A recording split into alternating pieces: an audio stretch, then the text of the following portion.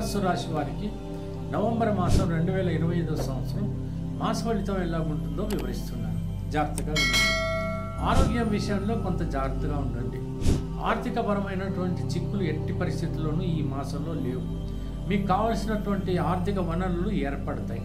మీరు సాధించాలనుకుంటున్నటువంటి కార్యక్రమాలు ఏ ఉన్నప్పటికీ కూడా ఒక పథకం ప్రకారం మీరు కనుక చేయగలిగితే తప్పకుండా విజయాలని పొందగలుగుతారు. విదేశాలకు వెళ్ళాలి అని అనుకుంటున్నటువంటి వాళ్ళు వాతావరణ పరిస్థితులు గమనించి మాత్రమే మీరు అటువంటి ఆలోచనలు చేయాలి. వివాహం కానటువంటి వాళ్ళకి ఏమాత్రం పర్వాలేదు, ఖచ్చితంగా మీరు ట్రై చేయండి. మీ మ్యాచెస్ దొరుకుతాయి. ఆ తర్వాత త్వరితగతిన వివాహాలు జరిగేటువంటి అవకాశాలు మీకు మెండుగా కనపడుతుంది.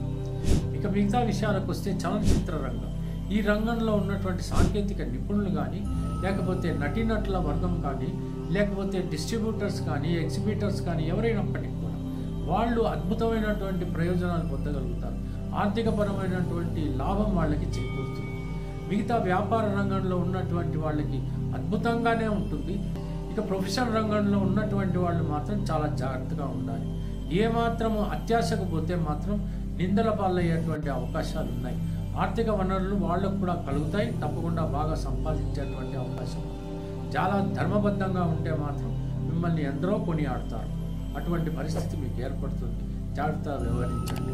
ధర్మబద్ధంగా ఎవరైతే వ్యవహరిస్తారో వాళ్ళకు వచ్చినటువంటి ఆపదన ఎప్పుడు ఏనాడు ఎవరికీ ఉండదు. ఇకపోతే కోర్టులో కేసులు ఉన్నటువంటి వాళ్ళు వెంటనే పూర్తి చేసుకోవడానికి ప్రయత్నించండి. మీకు విజయం కూడా చేకూరేటువంటి అవకాశాలు ఉంటాయి. గ్రౌండ్స్ బాగా ఉన్నాయో లేవో ఒకసారి చూసుకుని మీరు వ్యవహరించాలి.